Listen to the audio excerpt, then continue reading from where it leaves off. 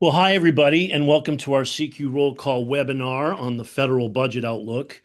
I'm David Lerman, the budget team editor at CQ Roll Call, and we are gathering with you today at a pretty pivotal time for the appropriations process, which I think you all know has been quite a mess this year. The fiscal 2026 cycle featured the longest partial government shutdown in history, and we're still not done with it. The Homeland Security Department remains unfunded for this fiscal year, which began last October, as the two parties wage a bitter fight over immigration enforcement policy. There may be some news on that front today, which we'll get to shortly. But this year's funding suddenly got even more complicated with President Trump's decision to wage war in Iran. Defense Secretary Pete Hegseth confirmed today that the Pentagon is considering asking for as much as $200 billion in supplemental war funding, an eye-popping number that will be a tough sell on Capitol Hill, with most Democrats lining up against the war. So, can the White House get a big war funding package through Congress? And what are the prospects for a deal on Homeland Security funding? We'll talk about it. But then we want to look ahead to the fiscal 2027 cycle, which is already getting underway with budget hearings, though we still don't have Trump's budget request, which was officially due last month. And if you thought 2026 was bad, I'm not sure 2027 looks much better. Trump's push for a 50% increase in defense spending will make it hard to get a bipartisan deal on spending limits, to say the least, while fiscal pressures grow on some key domestic programs sought by Democrats, and it will all play out in the run-up to this fall's midterm elections, when political pressures will make deal-making all the more difficult. So lots to talk about in the hour ahead, and joining me for that conversation are two of my all-star reporters from our budget team. We have Aris Foley, who covers appropriations. Thanks for being here, Aris. Thanks for having me. And Aidan Quigley, who also writes the CQ Budget newsletter that you should all subscribe to. Free plug there for our budget tracker. Thanks for being here, Aidan. Yeah, thanks for having me, David. And so, just a little housekeeping before we get started.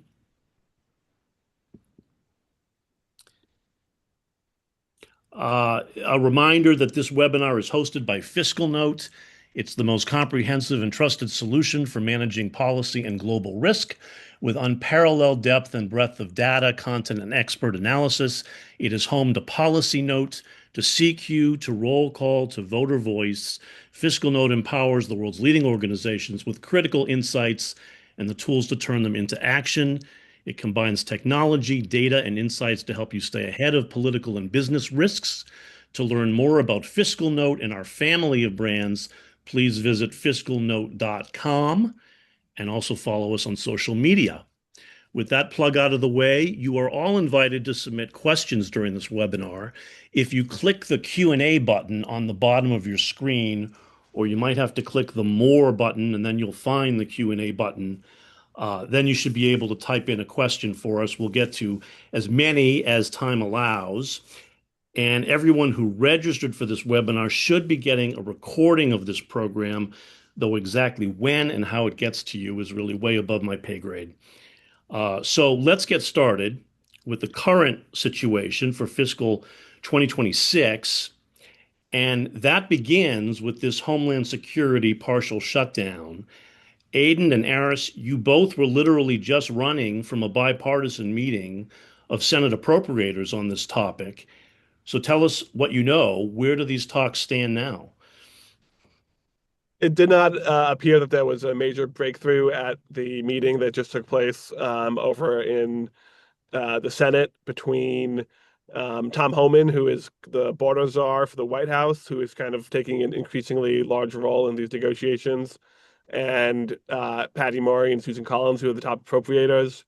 There's a few other senators in there. Katie Britt was there. She's the DHS chair for the Appropriations Subcommittee. And there were two kind of moderate Democrats, Maggie Hassan from New Hampshire and Angus King from Maine. So there was a discussion that happened, but leaving, Murray said they were still very far away from a deal, and uh, but she did say that this was a good step, and the fact that they are having bipartisan meetings and talking to senior White House officials is undeniably a step in the right direction. And so the first real momentum that we've seen, the significant momentum, I would say, is having a meeting like this in a long time. But does that mean that they're actually moving closer to a resolution? At this point, does not seem to be the case that there'll be anything imminent to resolve this shutdown. Yeah, maybe not imminent, but I mean, as you said, Aiden, just the fact that they had a meeting today is striking to note because this partial shutdown has been going on for a month now. I think it began February 14, if memory serves. We are now at March 19. It's over a month here, where this department still doesn't have any funding. We've got tens of thousands of DHS workers going without paychecks right now, and that includes all the TSA agents that you see at airports. That's going to cause, hundreds of them are quitting. I mean, pressure is growing here for a deal.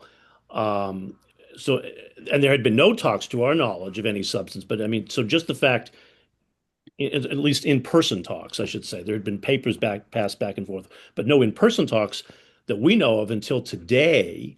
And just the fact that a bipartisan group of senators sat down today and met with Tom Homan, who's the White House border czar, has to be some progress, right? I think it shows appetite, right? That there is a want to get out of the situation for Yeah. sure. I think there is like uneasiness, right? Maybe in both parties, you could argue in both chambers a little bit the longer that this drags and the more pressure they're seeing back at home with the TSA lines. Thune saying today too that I mean he called the meeting is a good sign. Any time that they're meeting is a good sign in that regard. He said that, this needs to get resolved by the end of next week. There's also the added pressure again of Congress having its upcoming recess that can help maybe add another deadline for them to meet to try and get some type of resolution. We still have about a week and some days until then, and in Congress, a lot can get done in that time frame. Yeah, I think, Aris, you just talked with John Thune, who's the Senate Majority Leader, right? And it sounded like he set a deadline for the end of next week to get this resolved. Well, he said this needs to get resolved by the end of next week, and then kind of suggested that they might end up canceling recess if this is something that drags out. I mean, just it might not look the best too, right? If Congress leaves for 2 weeks, well, you're basically committing to DHS being shut down for another 2 weeks. So this could impact their schedules, and as we know, lawmakers tend to enjoy recess, or at least have events that are scheduled right in these district work periods Yeah. that could add a little bit more pressure. Yeah, and on the pressure front, I mean, we are really seeing growing TSA lines across the country. That is very substantial, and the end of next week deadline, um, I think is not only a congressional recess, but also Easter is the following weekend, and I know that that is a big travel weekend. So I would think that senators feel very motivated to have TSA, you know, fully funded, so they're fully functioning for the holiday. Um, but again, I think we'll have to see exactly how these talks play out from here. But it does seem like there's at least some momentum in the right direction, even if Patty Murray did say when she was leaving the meeting that they're still very far away from a deal. Yeah, well, and next week would be a natural deadline because of the 2 week recess that follows. So obviously they would want to get it done by the end of next week. And of course, Thune threatening to keep them into session during the recess if they don't get a deal is more incentive to try to get this done by next week. But of course, as a reminder, this all hinges on some kind of bipartisan deal on immigration enforcement, right? I mean, we've had this huge fight over these ICE raids, immigration and customs enforcement, and how they're handling them when we had the two uh, shootings in Minneapolis by ICE agents, uh, two deaths, we should say, two fatal shootings that enraged many people and certainly many Democrats. And so they do want a deal, and it does seem to hinge on this quest for Democrats to have ICE agents get judicial warrants to enter private property. That's a big one. and for ICE agents to remove their masks. Those seem to be, to me, the two biggest obstacles to a deal.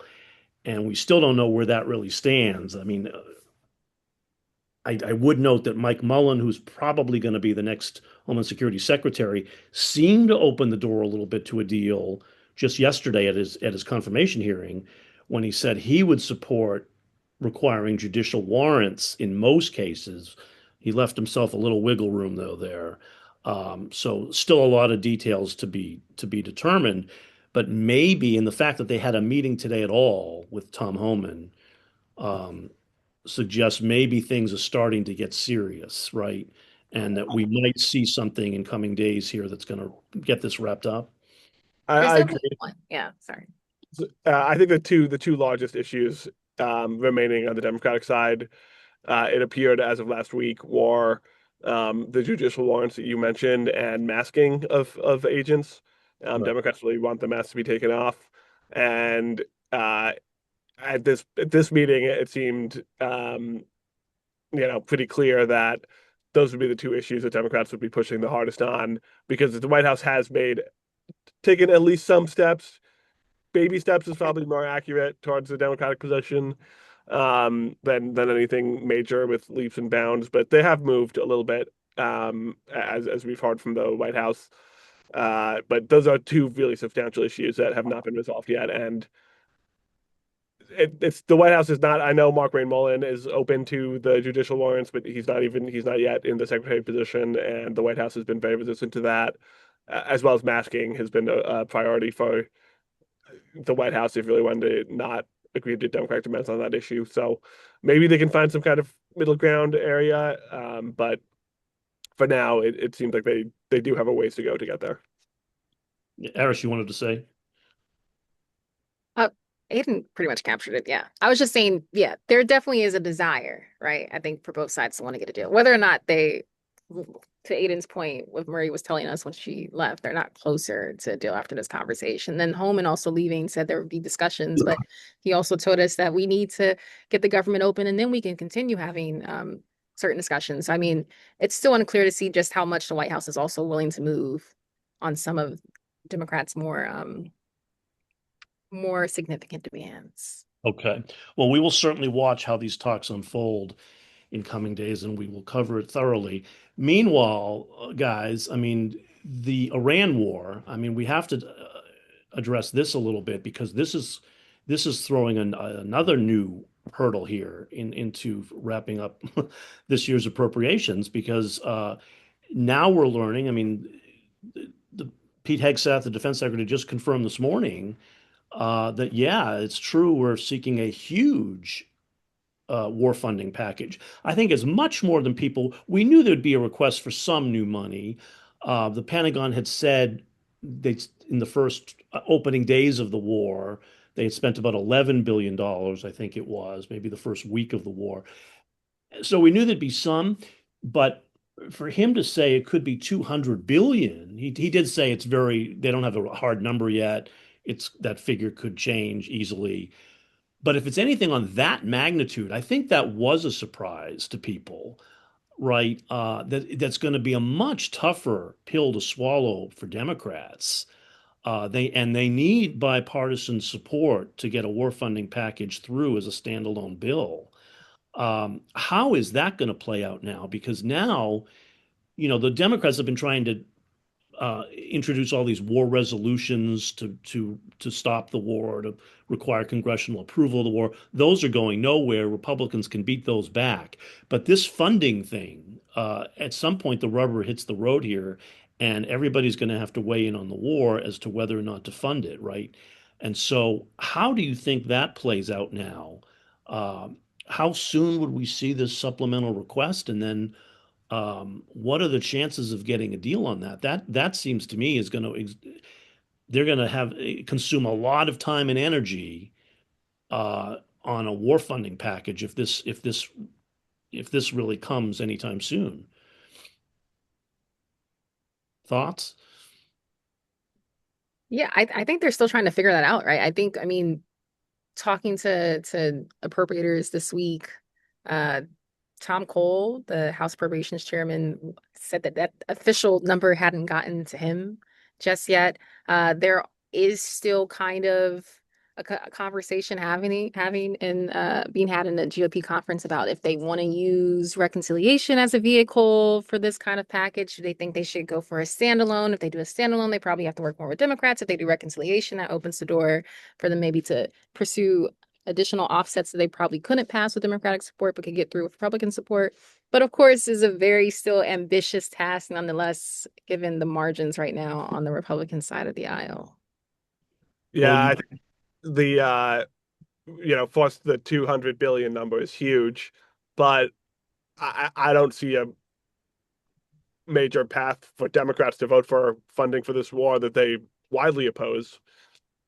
Um, you need 60 votes in the Senate. I really, really struggle to see how you would get there on the Democratic side. So it would appear that reconciliation would be the most likely way to do that. But that's such a mountain to climb this year. It's really facing a questionable path in my eyes to being enacted. So yeah, I mean, maybe they do reconciliation and they get it passed, but um, that would require Trump to twist some arms among House Republicans and get them to accept a bill that just does not have the same. They're not going to find that like significant offsets. I don't think that they didn't already get at in the forced reconciliation bill in order to help pay for this um, major increase in defense funding. So maybe they get the House Republicans to fold the conservatives, the Freedom Caucus folks who will definitely want spending cuts to go along with this and use the reconciliation bill as with this as its main piece. But I don't see them being able to pass supplemental on its own because they would need Democratic help. well, that's what's going to make this so hard to do, right? And you both do raise the interesting prospect of a second reconciliation bill, another big, beautiful bill, as they like to call it. Um, and yet that means they get no Democratic support. They have to pass it strictly with Republican votes. And and they have no margin for error anymore. I think Mike Johnson in the House has a one vote margin for error. He can't lose more than one Republican or this thing sinks. And the idea of getting unanimity now among Republicans for a second reconciliation package to me sounds like a really heavy lift. And we know that even within the Republican caucus, there's a lot of divisions now over, how much more new spending they want to see. I mean, I can't believe a lot of the fiscal hawks are going to be comfortable with $200 billion suddenly flying out the window that they weren't expecting. Um, that is just a huge hurdle that I really don't see it coming together that way either. I mean, if I had to bet, I would think a standalone bill is actually as unlikely as it seems now. That's actually the more probable way to get this done in a speedy way. They would have to cut a deal with Democrats.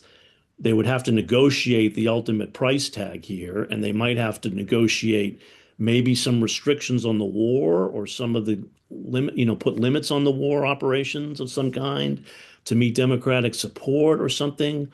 Um, and we should say we have not seen any details, of course. This has not even been approved by the White House yet. So we don't know what they mean by $200 billion. We don't know how quickly they would want to spend the money.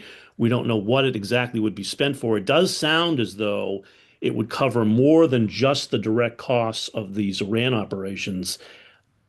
Sounded to me like Hegseth is looking to use this as a vehicle to pump up defense spending more broadly and get greater weapons going in the pipeline, um, not just to replenish what they're losing here in Iran, which opens the door to a much broader conversation about defense and where it's going. So a lot to chew on there as to where this war funding package goes. And as I say, if they're gonna pop this in the next couple weeks, seems to me all time and energy now then shifts to this war funding package, which will further delay fiscal 2027, right? I mean, this is going to take their time first as this war rages, unless this war winds up much more quickly than it seems to be doing right now. There's talk of this going another 3 or 4 weeks. So we'll see. But keep an eye on this war funding package. We're going to have a lot more coverage on that too. But let's move on now because time already gets fleeting here. Um, Assuming they can solve the Homeland Security shutdown, and assuming they can find some deal to fund the Iran war, and all that gets wrapped up, and finally this fiscal year is put behind us, which alone is a heavy lift. It would then be time to look to fiscal 2027, which should already be starting. It sort of has started very incrementally. They've had a few budget hearings this week, nothing serious. We are still awaiting Trump's budget request for the coming fiscal year.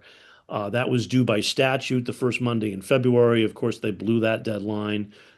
Presidents often blow that deadline. There's no penalty for missing it, but it shows again we're going to start way behind the eight ball here, and everything's going to run late again. We know that. Um, so we don't know what Trump is proposing yet, um, but we do know that, and you guys have done some great reporting on this, which we're going to be publishing shortly. Uh, that examines all of the pressures here now building that's going to make this a much tougher year. I mean, maybe it could be as tough, if not tougher, than the year we just had. Aiden, walk us through a little bit about what we're facing here, because there's so much pressure building on so many fronts, that's going to be hard to get a deal on fiscal 2027. What are we in for? Yeah, it's going to be a tough year. I mean, I wouldn't say necessarily tougher than this past year, which was one of the, it's this past year was the toughest year that I've covered. I mean, full year CRs are hard to beat. The full year CR is kind of the worst case scenario, and we It's saw been a that. few tough years, yeah. Yeah, so it's been a few tough years, but it's going to be another tough one in 27, especially because President Trump is going to ask for $1.5 trillion in defense spending, which is just an enormous increase. That for context, it was about 1 trillion this past year. It's just going to be that's a huge amount, and in order to do that, um, it appears that the president is likely to ask for some of that to be in a second reconciliation bill, which would just, as we talked about the issues with that, it would just be so hard for Republicans to end up passing.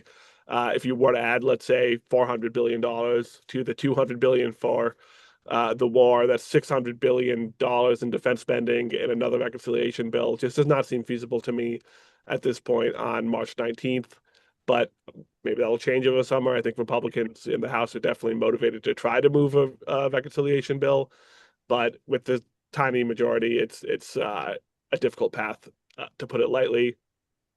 But writing to 1.5 trillion really would force the House appropriators to make cuts to the non-defense uh, side that they just will not be willing to make in an election year, I don't think, or any year. The cuts that they voted into their bills last year were far lighter than what President Trump had sought.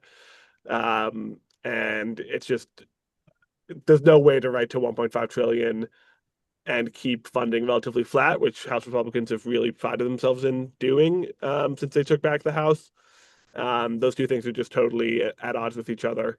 So, obviously I would expect them to write to a higher defense number and to cut non-defense to some degree, but exactly what that will look like, it's going to be difficult to predict at this point, especially when we're still waiting for the president's budget, which isn't expected until the week of March 30th. So that budget will kind of help explain a little bit of what the White House is thinking. Pivoting to the Senate side, obviously they do bipartisan markup, so it's a totally different situation over there. But they will, you know, they can write a $1.5 trillion defense spending bills over there. It just they would not get bipartisan agreement to do that, I don't think, unless they increased non-defense by a similar amount, which Republicans would not agree to.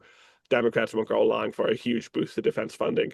So we'll have to Eros and I will be there covering it as it progresses this year. But that's kind of the you know initial outlook for the House and the Senate spending processes. Yeah, I mean, I think it's hard to overstate this $1.5 trillion problem, right? Because that is a roughly 50% increase in a single year in defense spending.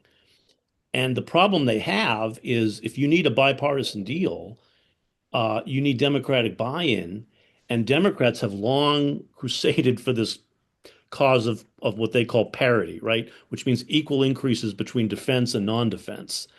And so if you're doing a 50% increase in defense, the immediate Democratic reaction is going to be, well, then how about a 50% increase in non-defense, which is a non-starter for Republicans. And so cutting a deal there, how you squeeze that much new money into this budget cycle is a really insurmountable hurdle here, I think. I mean, I don't see how they can even do it. That's why I think you're seeing all this talk about reconciliation, which is outside the regular appropriations process, but that has hurdles of its own, as we've already discussed. So if they can't get reconciliation, how do you squeeze a 50% increase for defense into this next budget? That's what we're talking about. That's why the challenge is so steep. And at the same time, Aris, we know that Democrats are looking at all the fiscal pressures on domestic programs, and they're seeing a need for a lot more there, right? Right, right. We talked to Laurel just earlier this month too, and she said that part of the focus, right, is I mean, making Rosa sure that there's DeLauro. oh sorry, Rosa DeLauro, top Democrat on House Appropriations Committee. So the top House Democratic funding negotiator. Um, there is a focus, right, in making sure that there's parity and particularly in areas that are key to Democratic priorities. She's acknowledged too, of course, that in a year like last year when a Republican trifecta, that, even flat level funding is a win, right? In a climate where you have initiatives like Doge and some of the government's recent efforts and this past year to shrink parts of government. But this year, of course, with the midterm election coming up, that does add potentially could potentially add more leverage to Democrats. They're not going to be able to get probably any of these bills done by September. I don't know if that's a bold prediction or if we okay. I So would pretty good a safe prediction, yeah. right. So I'm assuming that, right, come November, it just depends too. I've been trying to ask Democrats this, but it's just very early. But would they want to maybe punt funding to next year if they do take back the House? Do they want to hash out these bills in early 2027? Do they want to focus on, trying to take the leverage they have and then working out more bills in the Republican trifecta, but with potentially added leverage if they take back the House? So that's definitely going to be a big factor, I think, this year as well. Well, And and that is what we haven't addressed yet is the political pressure here, because the midterm elections are going to be huge, right? And Democrats are incredibly pumped, rightly or wrongly, we don't know, but they seem incredibly confident that they're going to take back at least the House and at least have control of the House for next year. And they even think they can do the Senate, but I mean, it seems like at least one chamber could flip. So if I'm a Democrat, do I say to myself, let's rush to cut a deal now with Republicans this year? Or isn't my natural motivation going to be let's stall this out as long as we can, do a stopgap measure so that when we take power in January, we can write these bills to our liking. And so that's another reason I think this year is more difficult is that you're going to have, unlike as difficult as last year was, that last year was not the election year. This year is. And so now, how much incentive are Democrats even going to have to cooperate on this and make sure these bills are done by October, the start of the fiscal year, if they really think they're in a few more months they're going to take power? Um, Yeah, it, well, there's no you there's would no there's no situation in which they are done by October 1. They're never done by October 1. This year's not going to be any different than, um, you know, previous years on that front. And it seems every election year they do a short-term CR that kicks funding until December, the lame duck. Um, is it possible that they do a longer one this time? I would say yes, especially since the concept of a Christmas omnibus has become such a Um, I can't even think of the right word for it, but it's such a non-starter in the House that even a CR to any time in December might receive some pushback. But they definitely won't be done by October 1. So the question will become what happens during the lame duck session? Do Democrats decide to cut a deal so they have kind of a clean slate, so they can start writing, their bills on a faster timeline and move on from the, last Congress's work, or do they want to wait until January, February, and kind of use their new power as a majority in the House to you know get more favorable terms. Often we do see them come to a lame duck deal during times of you know changeover in the House, but maybe that it could go either way from my perspective. Right. And then there's also the question too of next year, earlier next year, like the debt limit, the fact that we just crossed the $39 trillion mark this week. And then the limit that they raised to last year would be 41.1 trillion. So we could be having potentially a different conversation in spring of next year. Um, Well, we can't know yet how much time before right. the. We have no idea. Yeah. So, And then, Aris, I think you also have looked into, I mean, Democrats are going to be pushing for a lot of domestic programs that are facing fiscal pressures. I think you've talked about like housing vouchers, Pell Grants, that kind of stuff. Where are we? I mean, they're at risk of big shortfalls, right? right. I know that we have DeLauro in particular was saying that Democrats were going to push hard on investments in the home investment partnerships program. There is also just concerns about a potential funding cliff with regards to the housing voucher program. Pell Grant is also an issue that Democrats is definitely going to be probably top of mind. So there definitely are the agencies from last year too, and just how the latest funding deal has kind of set things up for 2027. There's a lot of budget constraints that Democrats will have to contend with, and lawmakers in general on the Republican side for 2027 negotiations that could make things, just tougher. Yeah, and when you've had flat non-defense funding for so long, there's definitely programs that Democrats, feel like should have been growing that whole time, and the pressure just increases on, um, Pell Grants, for example, is a really good example of this is a really important program, and Democrats really want to get, the amount of funding to meet the need on that and on housing. Um, Wake. WIC, exactly, yeah. So we'll have to again. It's going to be a contentious year, and Democrats are going to make a strong push for more non-defense spending, um, in then final negotiations, whatever those may be. Yeah. And just a reminder for anyone who joined us late, if you want to submit a question for us, there should be a Q&A button at the bottom of your screen. You might have to click on the More button first to find it, but there's a Q&A button, and if you click on that, you can type in a question, and we will try to get to them before our time is over. Um, WIC, we should say, is the Women, Infants, Children Nutrition Program for low-income mothers and children, um, which never seems to have enough money, and once again, I think facing a shortfall. So there are all these domestic pressures the Democrats are going to be insisting on, and I just think this 50% increase for defense spending that Trump has already sort of made public um, sets them up for a real fight because it's hard anyway to reach these bipartisan spending limit deals. Um, because Republicans always want more for defense, Democrats always want more for non-defense, and they always have trouble, even keeping funding relatively flat, they have trouble coming to an agreement. But a 50% increase in defense, which we've never seen before in a single year, I don't think, um, just throws the whole balance out of kilter, right? And that's what's going to make this such a huge challenge if they really go for it. I mean, if they really insist on that, unless they find themselves in some escape hatch. Yeah, I don't think it's too bold to predict that they're not going to spend $1.5 trillion in discretionary spending on defense in fiscal 2027. There's just really no path to do that. Is it possible they boost non-defense spending by about $2 billion, which would bring it to 1.1 trillion, and then keep non-defense relatively flat. I mean, maybe, but it's still, again, that would be difficult for Democrats to accept, and House Republicans would be upset about that as well from a this is too much new money standpoint.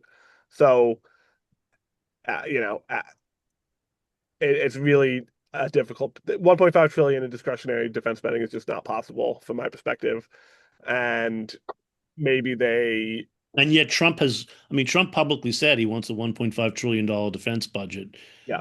But presidents often request things that they never get. That's the Right. entire president's budget request. Here's the starting offer. Here's what we want to do. Here's our priorities. But Congress never, ever comes close to giving the president what they want. It's always a bipartisan negotiation that, um, spends money the way the Congress wants to do it, not the way the president envisions. Well, that is certainly true because we should also note that, Trump last year requested a lot of big spending cuts in domestic programs. And the only way they finally got a deal was Republicans agreed to reject most of those cuts. The president never got most of those deep cuts that he was seeking. And that's how they finally came together on most of this year's funding, with the exception of Homeland Security, as we talked about. But the deal came after Republicans rejected most of the cuts that the White House was seeking. And so now the question is, can they reject a lot of the defense increase the president is seeking? It sounds like that's what it would take now to get a deal next year, is reject a lot of the defense increase to meet Democrats halfway, right? Yeah, I think that's a big part of it. And also kind of maybe something to watch too. Aiden had a great scoop on the tentative schedule that the House appropriators were looking at for next month as well. We know that Cole has said that appropriations is not going to wait, right, for Trump's budget. If they have to write to their own figures, they can. I mean, we asked about the supplemental today. He suspects that maybe part of that 200 billion number, which again is not set in stone, but even going that high could be because the White House might be trying to also backload, right? Like in trying to request maybe what it might want in the 2027 budget, but as part of a supplemental could be another potential wrinkle. I mean, everything reconciliation Yeah. also just injects so much uncertainty to Well, the that's an interesting point, is how much of that $200 billion is really for the Iran war, and how right. much of it might be to get a jump start on fiscal 2027 to pump up defense spending. And we don't know the answer to that yet. But if they were to get the $200 billion now, that might make the increase in 2027 a little easier, right? Because they wouldn't maybe need quite as much in 2027. They would have some left over. They could claim the big increase without actually having to appropriate it all in fiscal 2027. All of those machinations are still possible too, because they've got to find some creative accounting here to make these numbers work. Uh, If they can, if they right? can't, because right now that sounds like a big, big obstacle. Um, and can we say anything more about? I mean, the political pressures also can't be overstated here. Republicans, I think it's fair to say, are getting pretty nervous about their standing and whether they can retain the majority next year. Um, Aiden, I mean, any thoughts on how do most Republicans want to play this game on appropriations as they seek reelection and try to save their majority? Is there anything they need to be extra careful of, watch out for? Um, you know, Anything along those lines? I mean, you've been writing about the earmarks too, which is a big piece of reelection campaigns. Um, Anything else to keep an eye on for that might sort of grease the skids for getting a spending deal done? That if both sides are going to be cagey with the election coming up. I mean, I think no deal before the election, uh, other than the CR, I think would be realistic. But I think what you will see is, especially on the House side, when they're writing their bills and bringing them to the floor, I don't think they're going to bring bills to the floor that would require vulnerable Republican members to vote for huge spending cuts to non-defense programs. So, I think they might be able to get a handful of bills across the floor, but it's not going to be a major, like they'll vote for a defense bill, they'll vote for a Milcon VA bill, energy, water, maybe interior environment, some of the more popular ones on the Republican side. But I don't, they're not. I don't think that they are going to, put their members in a position to vote for major cuts to Amtrak, for example. That was a big one a couple of years ago for the members from New York who just did not want to vote for giant cuts to Amtrak. And then there's other regional issues like they were trying to cut farm programs in the ag bill. Abortion restrictions, I think, too, right? Mhm. Yeah, and it just is kind of program by program and region by region, which is why it's so interesting to cover these bills on the floor. But I don't think House leadership has a desire to put their members in uncomfortable positions during the election year on bills that feature big cuts, which brings us back to the question of the 1.5 trillion and non-defense spending and how do you write these bills in a way that um, I think many House Republicans will see that getting the bills out of committee will be an accomplishment that they will celebrate as opposed to passing them on the floor, especially when they're not going to become law. It's just a partisan work product, basically. So you're saying on the House side, you'd expect a few bills to pass on the floor in strictly party line votes where they can just take credit for progress and knowing it's never going to become law that way, but they can pass a big defense bill, a big, maybe veterans bill, a few of the easy ones, just to take some credit.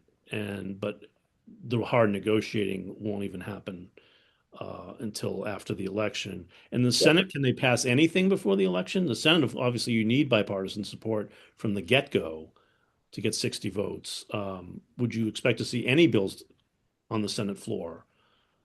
I think that Majority Leader Thune has been very interested in passing appropriation bills on the floor. I think that that has been a big priority for them. Obviously, that's way easier said than done, but I if the Senate Appropriations Committee is able to reach a bipartisan agreement on spending levels and write bills, I could see another, a mini bus, as we call it, of Senate bills hit the floor, maybe one or maybe two. Who knows? So not something they're going to want to spend a ton of time on, but I think that we could see again a few bills pass the Senate floor. It's not going to be all 12, obviously, but um, Just a few of the easy ones, you mean? yeah, which is I believe what we saw this past year, if I remember correctly. I think that's a reasonable thing to believe. They just have to be able to reach a top line agreement, which again they should be able to do. It just depends on how willing the Republicans are to walk away from the 1.5 trillion defense number that Trump wants, and reach a deal with Democrats that features maybe a slight spending boost on both sides of the aisle, but nothing major. And the other thing I think we should just take note of briefly is because it's an election year, they also have less time because a lot of the time they're going to want to be spending back home to campaign. And so, and April could be consumed by this war funding package, right? And maybe even May, but even then they might, so maybe they would get started in May on the new appropriations. Um, but August is gone already for the recess, and October's gone already to campaign back home. They're not going to be in session in October this year. And come September, they're going to have to focus on a stopgap funding measure just to avoid a shutdown. And even negotiating a stopgap measure, as we've seen in recent years, is no easy lift. It takes tons of negotiating just to extend current funding to avoid another shutdown, right? And that's going to be September. And then October, they're gone. I mean, there's very little time here on the calendar, it seems to me, to even negotiate this stuff and make real progress for the new budget cycle. Do I have anything wrong there? Well, I've talked to Cole in the past few weeks. I was curious, just even the idea of reconciliation, how would that have an impact on the appropriation schedule? I do think appropriators seem pretty confident that they'd be able to kind of, press full steam ahead with their markup schedule. And I mean, they were still able to, I think the goal was that they would finish their appropriation bills. Now, you know what, I can't remember Well, if they they in got the them House, all out they of like to committee get them last done year. in June or July. Didn't they get them all out of committee last year too, during the before August recess? Yeah, I believe Is my so. memory serve me correct?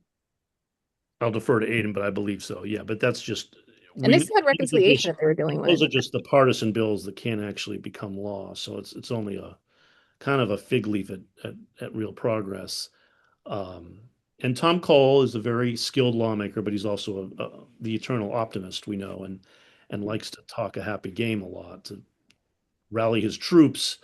But I think we know what the pressures are here, and I think he knows what the pressures are that he's facing. That's going to make this difficult. Okay, I see our clock is really slipping behind us. My apologies. Let's see if we have any questions in the hopper that we can try to quickly address.